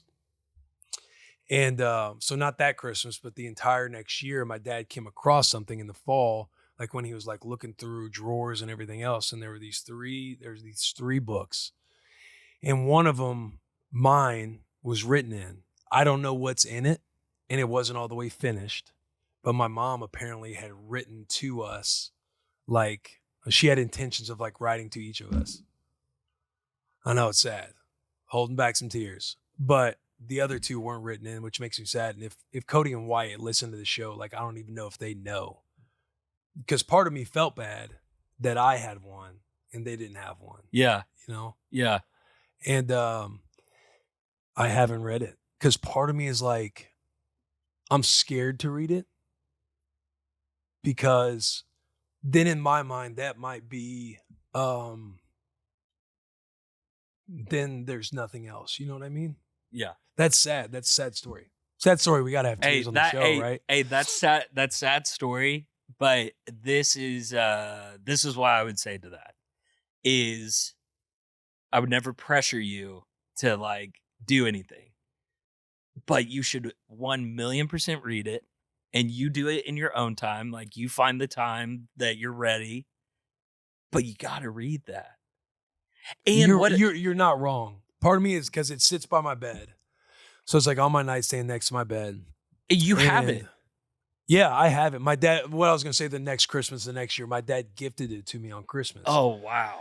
And he was like, I came across these journals, these books, and one is for you. Heavy, bro. Dude, what? Oh man! And so it sits on my nightstand, and it's like I just don't. Part of me is like I have that excuse to where if I read this, these are the last words, and then there's nothing else after that. Like I know I still have, like her words there written to me. Yeah, and yeah, part of me is just like I just don't have like the stones or the courage to open it up and start like reading her words. Without sounding cheesy, like written word is forever. We have books that like people are still being quoted from. Fair point. 13th century, 14th century. That's a great point. If anything, I think it will give your mom life by reading those and letting those words live on. That would be my thoughts on it. I think that's. Oh man, your mom's a good one, dude. Your mom's a good one. She's a legend, bro. Damn. Yeah. I appreciate those words though. That actually, yeah, that makes a lot of sense. You'll find Castro will talk to me about it, but she won't talk. You know, it's more of like I'll be like, sweetheart, I can't do it yet. I don't want to. And I don't blame her. I have the same thing with Jill's stuff with her dad. Like I just feel like that's a place where I let Jill make those decisions. So it's just hard. You obviously see the emotion that comes out when I just talk about her. It's like I feel like if I open the book and just start reading words, like I won't even be able to make it. Oh, dude, very far. And then I'm like, man, I just don't want to be in that emotional state. Yeah, you'll find the right time. Yeah, you're right. You're right. But that also that is like inspiring me to now want to write stuff for Scarlett. I know. Yeah. Because when the moments I do think about it, I'm like, Will, you gotta start writing. Jill wrote a letter the second time I took her on a date of that, like she knew that I was gonna be the guy that she married. And she read that. She kept it in her purse forever. And when I proposed to her, she brought out that letter and read it. Oh, dude. I had to pull over, like driving over and proposing to Jill. Because I was like this, like trying to drive. Yeah. Like written word is so crazy. That's awesome. Yeah. I need to do that more. Let's challenge ourselves, dads. Yeah. BT6. That's a good challenge. It's a good challenge. Everybody's cashing their bets right now. They're cashing their bets. -250. What was the line? I feel like bald guys can't cry either. I'm telling you, it's -6. It cry. Yeah. It should have been -600. Oh my gosh. We gotta get some wigs for Will. Sorry, Derek has the mic. It's the only thing I could ever offer to you guys as a dad hack is I heard it a long time ago. Make a Google Drive or a Gmail account for your daughters. And so that's where I have a journal for myself that's a Gmail account. That is just my name journal. And every big day. So when I was proposing to my fiance, when I was doing these things, I write notes to myself and I don't go back and look. And so if you do want like that small bit of it, I always like one thing I can't wait to do when I have kids is like make them an email account and just write like first day of preschool, stuff like that, just because it's the digital age and things like that. So that's how I get my writing out, just throwing that out. That's a sick idea. It's a great idea. That's a dad hack. That's a dad hack, man. I have my trenches. If we want to go into that segment. Absolutely. Because for the first time and for the dad's history, I don't have a dad loss. That's big. I bet we could find one, though, if we really wanted to dig for it. Sure, we could call Jill. We would have a dad loss in 5 seconds. You're like, yeah, did you see the toilet seat this morning? There you go, dad loss.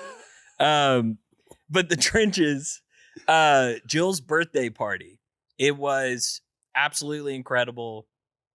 Jill, being pregnant, has not had like the opportunities to be as social as she has wanted to be, and to like host events and to drink alcohol in like a celebratory way and all those things. And so her 30th birthday, she did a fantastic job of just ordering like all these little tablecloths and little lanterns to like hang in the trees and twinkle lights.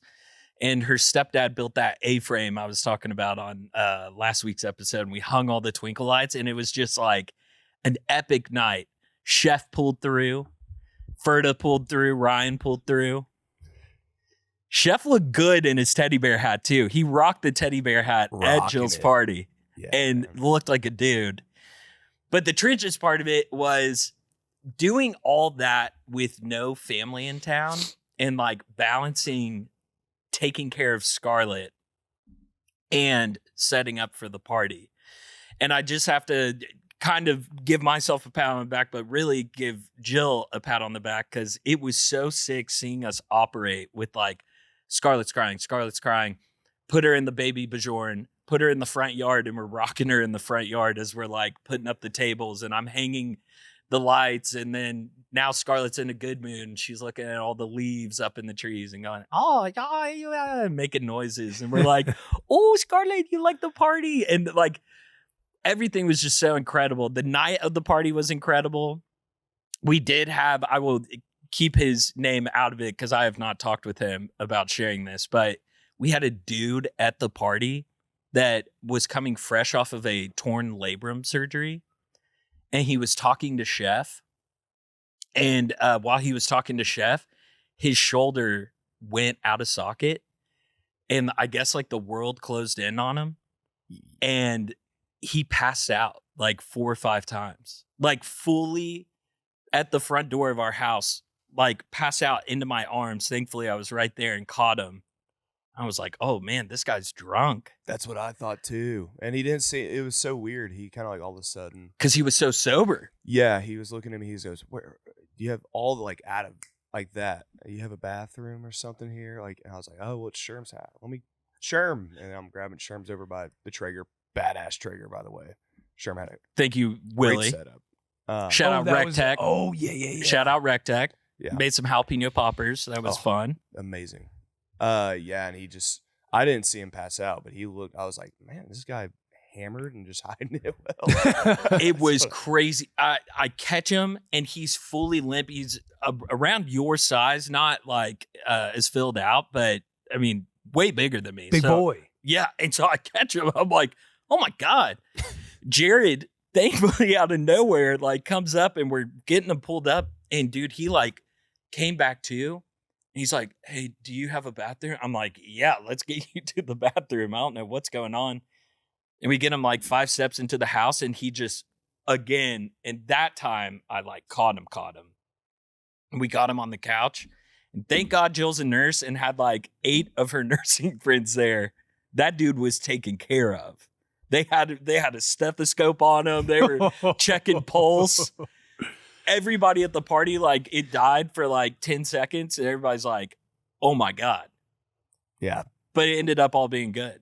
He was totally fine. We laid him down horizontal, and he ended up getting home safe, and they diagnosed it with what happened with his shoulder. I guess they popped it back in place for him. It was crazy. But damn. I know. But that whole night, everything about it, with all the little curveball. Oh, and the entire time that's going on, Scarlett would not go down. for the first time in 2 weeks. She's in her crib the entire time going, ah, like screaming as I'm holding this guy.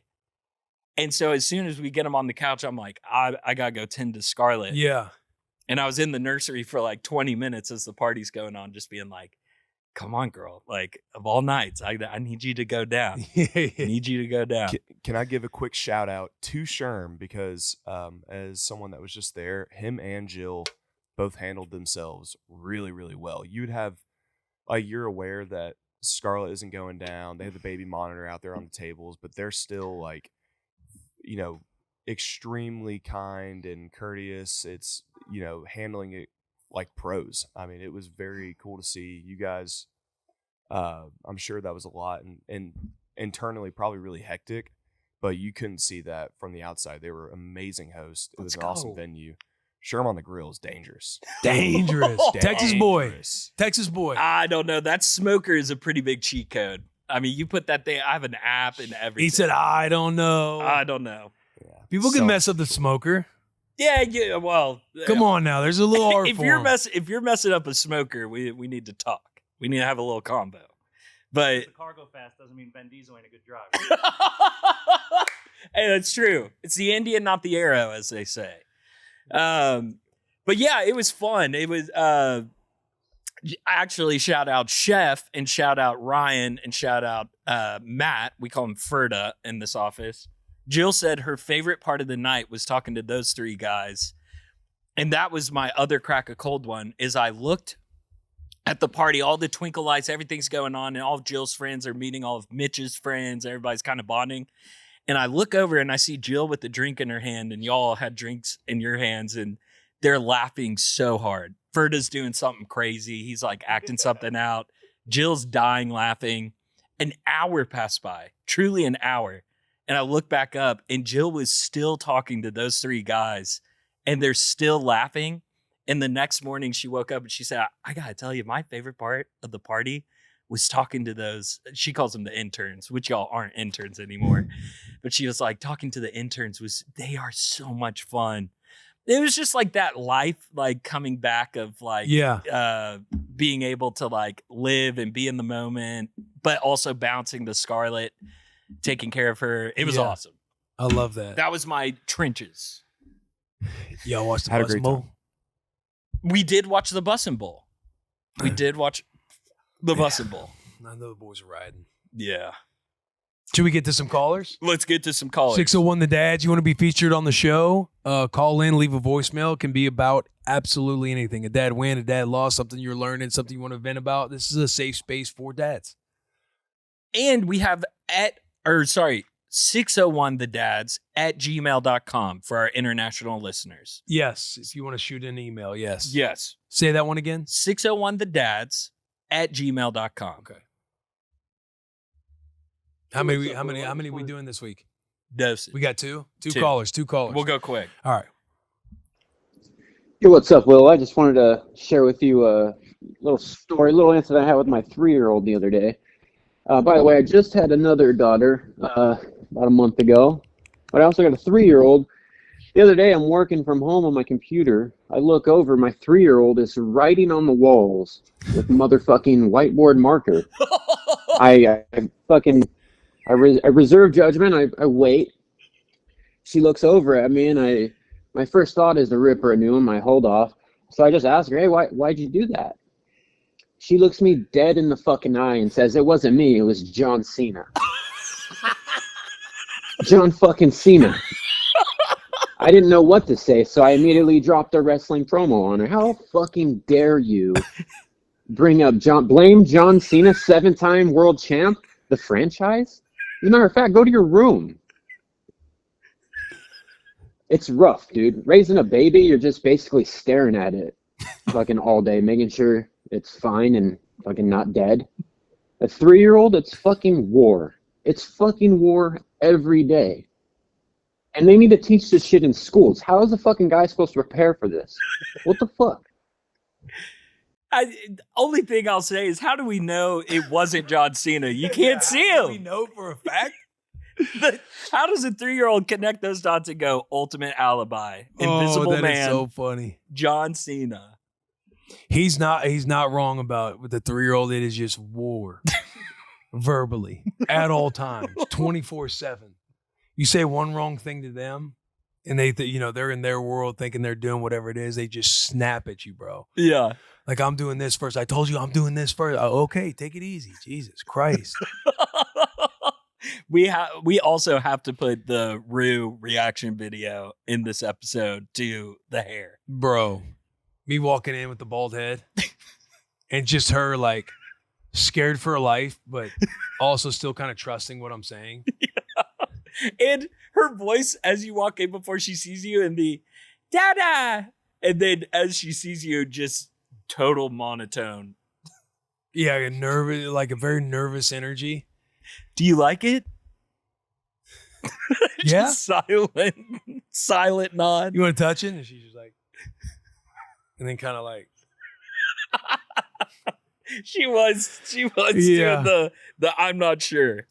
I had to get her last night because we kind of motivate her with a piece of a cookie for after dinner. Oh, heck yeah. And she was on one, not wanting to eat a hamburger patty. We had burger, cut up the burger. She wanted it with a bun, but all she wants to do is eat the bun, not the burger. Hey, that's a good call. Good call. I was like, sweetheart, I'll get you the bun. We'll get you the bun, but you're eating the burger with it. And she's like, okay, I know. I'm like, well, if you know, then why haven't you already been doing it? And so I'm like tearing off the burger bun. And then she eats the burger bun. And I tear off one piece. Yeah. And I put it on her plate. And then I'm holding the burger bun. And she's like, I want more. I was like, no, your bun's right there. I want to see how you're going to do the bun and the burger like you said. Like you said you were going to do. You do that, I'll give you some more pieces of bread. She's like, I don't like the burger. She puts the bread in her mouth and starts eating it. And she's like, I don't like the burger. She starts whining. And I'm like, pissed off. I'm like, you said you were going to eat the burger. Like, you got to eat the burger with the bread. And she's like, I want more bread. I want more of the bun. I want the bun. And so I'm like, fine, I'll give you a bun, but you're eating the burger. So I start tearing off the bun and putting it all in the plate. So my daughter's a liar now. Yeah. That's what we're doing. And she picks up the piece of bun, and I'm like, you're putting burger on that. I was like, here, I'll show you how to do it. She starts getting fussy, and I like take the fork and like get the bun, get the burger with it. I'm like, this is how you eat it. And then she doesn't want to do it, so she just kind of sits there. And it's what I've kind of been doing recently. Like when I was solo with her last week, like this was what I was hitting her with. Okay, if you don't want to eat, you don't have to eat. You can go sit on the couch. You don't have to eat. Yeah. And what she would do, she didn't do this last night, but what she was starting to do is she might get up and mosey around the couch or whatever, and then she's like, Dad, can I have a cookie? You ain't getting a cookie. Cookies for CPC, Clean Plate Club. You only get a cookie if you're part of the CPC. And hold on one second. We have the membership card right here. Yeah. Let me, oh yeah, you're not on it. Dad-Az is on it. Dad-Az gets a cookie. But last night, Mom is like, it got to a point where she was starting to eat the burger and the bun. I was fired up. I'm like, see, I told you it's good. It's fun to try new things because it might taste good. That's Daniel Tiger. Come on, Danny. Come on, Daniel Tiger. And it got to a point where Charles like, you can eat 3 more bites and you'll be done or something like that. And so she eats 3 bites and then she like gets off the chair and she runs over to get a cookie. And she was like, Dada, I get a cookie. I get a cookie now. I was like, you can't get a cookie. You're not part of the Clean Plate Club. She's like, Mama said 3 more bites. I'm like, yeah, 3 more bites and you can be done eating. If you want a cookie, you're eating all this burger. That's CPC. That's how you get into you got to be CPC if you're going to get a cookie. TBC is 3 bite club. Yeah. That don't get a cookie. That don't get no cookie. You can be done eating food. If you are full and you're done eating food, then have at it. You can be done eating food. Yeah. And she's like, but I want a cookie. I was like, if you said you're full, then how are you going to have room for a cookie? You can't. You're full. You said you can't eat anymore. And then her wheels are spinning of how do I? She's like kind of sitting there looking. I'm like, if you listen, you ate your 3 bites. That is amazing. Yeah. You can be done eating for the night. You can be done eating. You can hang out. You can go play. You do whatever you want. But if you want a cookie, you're eating that plate of food. She goes over and knocks it out, bro. Let's go. Knocks it out. That's a dad win. Big dad win. Big dad dub. And I walk by my wife. You see how dad handled that one? You're up. Yeah. I'm going to go watch Then I the start game. breaking it down. Here's like, psychologically in her mind. It's what I was telling her while you were gone. Sometimes she didn't want to eat any dinner. Sweetheart, you don't have to eat dinner. I feel like if you put the pressure on the kid or you start stressing, which happens, like, again, it happens for me like every day. Yeah. But you start doing that, they just start getting resistive and fighting you about it. To where they don't end up eating. You're all done eating food. They haven't ate a bite of their plate. And you're kind of just sitting there at the dinner table like, sweetheart, we need you to start eating. She wants to play. She wants to journal.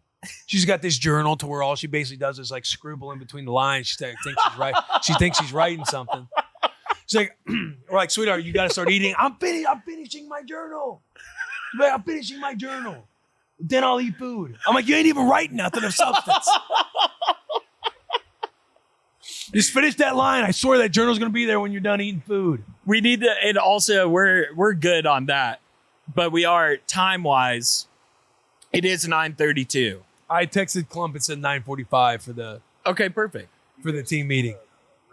But yeah, that's how Dad has been handling dinner time for parents out there looking for some techniques, looking for some strategy. Dads, you want to put the wife on some game? Because after I executed that, I'm kind of telling Charles, like, I'm like, in my brain, I think I'm teaching her what to do. Because I walked by, I nudged her. You see how I handled that one? You gave her 3 bites. You would have gave her a cookie. I know you would have gave her a cookie. No, that ain't how we handle it. I would love to see Will on a whiteboard to just Charo.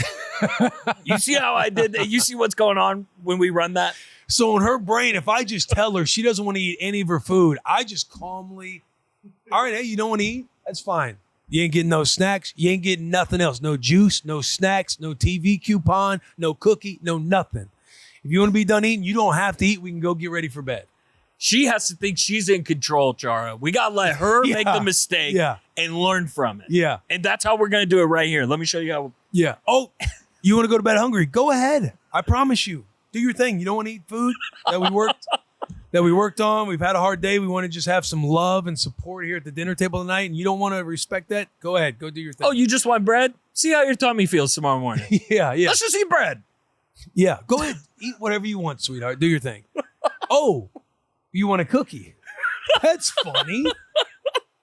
Now you're in my world now. You had control. You just gave it back to me. Yeah. You want that cookie? Come eat this plate of food, sweetheart. Oh my God. She eats it though. Oh yeah. We are short on time. We're coming up to an hour. So we can kick it to our topic, quote, or lesson of the week. Do you have one? I have a quote of the week. I have a quote as well. Okay, sick. Do you want to? I can go. All I right. can go. Rock, paper, scissors? Rock, paper, scissors. Rock, paper, scissors, shoot. Okay. Rock, paper, scissors, shoot. Okay. Rock, paper, scissors, shoot. Ooh. So I go. You want to go first or second? I'll go first. All right. Quote of the week. Oh man, this was really good. Okay, this comes from my dad loss. For listeners of the episodes, you know my big dad loss that featured the airport. For somebody that's new, I had maybe the biggest dad loss of all time, like 2 or 3 weeks ago. And let's just say I should have been in the doghouse for weeks. Jill is a very forgiving wife, and we love her for that. During my crash out, I was saying how I felt like I fall short a lot of the time. Mm-hmm. And that Jill doesn't think that I'm a good dad. Jill's my wife. And she's sitting there reassuring me that she thinks I'm an incredible dad. And then she hit me with this quote, which wifey listeners, MT6ers out there, hit your hubby with this one. Oh man. The next day she said, Sherman, I just want you to know that when you're at work, me and Scarlett, we talk about how much we love our dad and how awesome our dad is all the time when you aren't here. That's it. That's the quote. And that melted me of just like, you might think you're falling short, but like we talk about how awesome you are and how much we love you when you're not around. And I was just like, oh, I just hold on to that when I'm at work and I miss him. That like I have a partner that's sitting there just gassing me up at home, and it just Juicing you up. oh. Unless you forgot the diaper bag. Unless I forget the diaper, but even when I forget the diaper bag, she's sitting there saying you have the best dad in the world, which I'm just like, Your dad is so awesome. Even he falls short sometimes. even he falls short. Even he leaves the diaper bag in the car. But that was my quote of the week. I love that. Thank you. I love that the tears fill the eyes again. Yet again. You're a good dude, man. You're Hey, a good thank dude, you. Sherm. Minus- You're a good egg. As are you. Minus 600, by the way. The odds have to be pushed. I think you're in plus odds. You get multiple cries. It's like that's like Oh, sorry. it's like Plus two 600. touchdowns. That's like 2 plus touchdowns. Yes, I meant plus it's like 600. last year when Chris McCaffrey was playing so well that people were like, well, it's minus 200 for a touchdown. Might as well go 2 tutties. And he would Yeah. hit the 2 tutties a lot. Yeah. That is right. Wait, is it if there's a big likelihood of it happening, it would be minus 600, right? Because like the odds. Right, of me but you crying did are- it twice. Oh, I see. So I see. so if you took the first one, hey, Anytime. over under the boys cry. Yeah, over under. Anytime Yeah. crier. Anytime the boys cry on the episode, very likely that could Yeah. be minus 600. You get them twice, 2 separate occasions, the odds start, going down. Yeah. Okay, I do like that. Yeah. I do like that. I have a quote as well. Let's go. One of the greatest things a father can do is to show his children that he too is still learning. And a couple takeaways from that is it shows them humility over pride. So kids see that dad doesn't have it all figured out and it's okay, and it helps take the pressure off them of being perfect. When they see you falling short and you kind of explaining through your shortcomings, I feel like it helps takes pressure off the kids because they see us as the superheroes, right? Like anytime a shortcoming happens and you pull from your Rolodex of an experience from the past and they're kind of like locked in, like, oh, Daddy, you cry too? Or Daddy, you've gotten boo-boos too? Or, Rue came up last night when I was putting Scotty down and was kind of crying, and I was low-key when she came in. I was like, "God damn it, Rue," because I was just getting Scotty to sleep. Yeah. And Rue opens up the door, and she's got like the cry noises going, and she's like, "Dad, Dad," and I'm like, "What is this, sweetheart?" And she was like, "I need a hug." I'm like, "Oh, you want to hug Scotty?" She's like, "Oh, no." I was like, "Oh, you need a hug from Dad? What's going on? What's wrong?" And she's like, "I spilled water. She must have spilled a lot of water downstairs." And so I was giving her a hug and letting her know it's okay. Dad spills water all the time. I promise. This is going to be okay. Even Scotty JoJo, she gets in Waffles water bowl every day. Spills water everywhere. And that's okay. I'm sure. I don't even know the situation that happened. I'm just saying, I'm sure you were trying to be perfect and try to do something nice and it spilled, and that's going to be okay. So that whole humility over pride perspective, it also teaches that growth is lifelong. They learn that growth doesn't stop, whether it's after school, if they're older, after work, after any big moment in life, that growth is lifelong, that you're always staying curious. You're always trying to figure out ways to get better. And then the third thing is modeling curiosity. Children imitate more than they listen. They see us like seeking wisdom, reading, learning through our failures, struggling, falling short at times, loving on mom. Like you're modeling this behavior, because here's something else I came across that I feel like ties the bow on this one. Okay. In that every parent should remember that one day our kids will follow our example and not our advice. So we can have all of the words in the world. We can have all of the great, whatever it is, one-liners, or if they do something wrong and you're kind of telling them what they should be doing, or you're always giving them solutions and not like being in the problem with them. If you're always just talking at them and you're not modeling this behavior, you're not modeling these examples, the words that'll go through one ear out the other. But if they see you modeling this stuff too, that it's okay to not be perfect, that we are also still learning in our superhero form to them, that it gives them the courage to do the same, like as they get older, as they grow, like when they're in their own sticky situations. But yeah, that was my quote. I love that. That was a quote. Dad lesson on it. Thoughts on it? To apply quickly to my own life, just in adulthood, there are multiple situations where I think to myself, not a shot in hell my dad would do that. Like when I'm pressed up on a situation of, oh, here's the easy way of you could do this, and I just imagine my mom or my dad be like, no way they would do that. So even to this day, like that, you like followed their example, or like what that creation of morality or decision making that you have pictured of your parent. Like here at 32 years old, I'm still sitting there going, no, I'm not going to do that, because there's no way my dad would do that. Yeah, no, I agree. Even on the stuff that the behaviors that we would grow up seeing or witnessing that we wouldn't necessarily want to put into our bag of parenthood. Or if you don't realize you're doing it, like maybe this is going to be a broken way of trying to explain this, but let's just say subconsciously you saw a bad model of behavior from your parents growing up, right? And then you're then a parent one day, and maybe you're not doing the best job, and you might not even realize that. You think you are, but everybody's on, and you're kind of just projecting all this stuff. And realistically, like you're just thinking you're subconsciously modeling the behavior that you saw growing up, to where there's some, probably some therapy sessions or some things that you need to look like closely in the mirror to forgive your parents for, or to like learn from, that you realize like you're just modeling that behavior. So I think it goes like both ways. 100%. Like you have the great examples of how your parents would handle it. And even subconsciously, like when you think when you're not doing the best, you don't even know that you're not doing the best. But if you actually sit down and sit with yourself, like say you're sitting there with a therapist,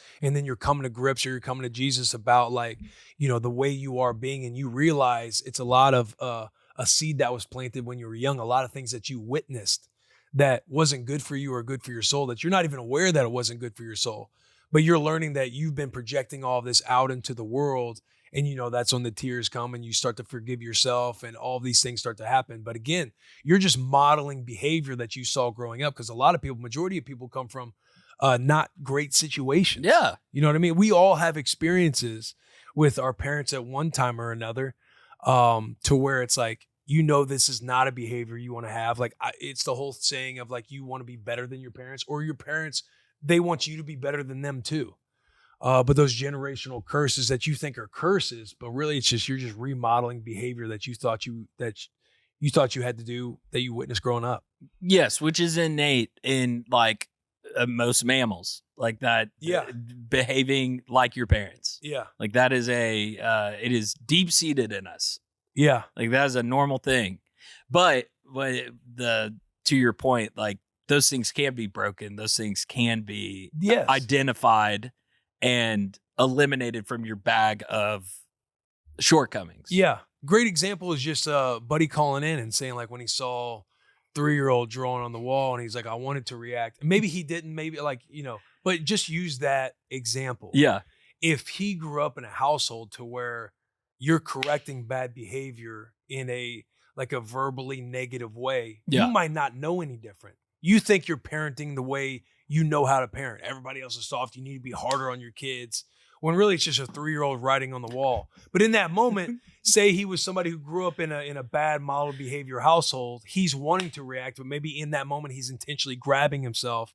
Like, this is a generational curse that I'm starting to break. This is a 3-year-old scribbling on the wall. Like, let me just ask her, hey, what are you doing? And then she hits you with that. It wasn't me. It was John Cena.